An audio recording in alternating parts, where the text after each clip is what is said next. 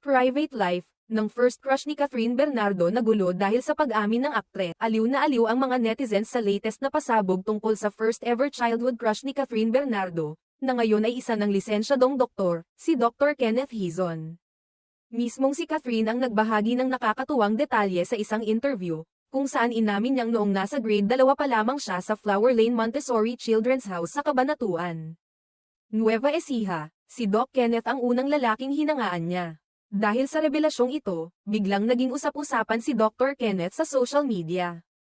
Trending agad ang kanyang pangalan sa iba't ibang platforms, at hindi rin napigilan ng mga curious netizens na magsaliksik tungkol sa kanya. Sa gitna ng katuwaang ito, maraming netizens ang nagbiro na tila biglang naistorbo ang dating tahimik na buhay ng doktor.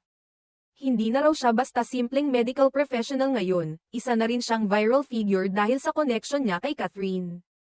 Nagbigay din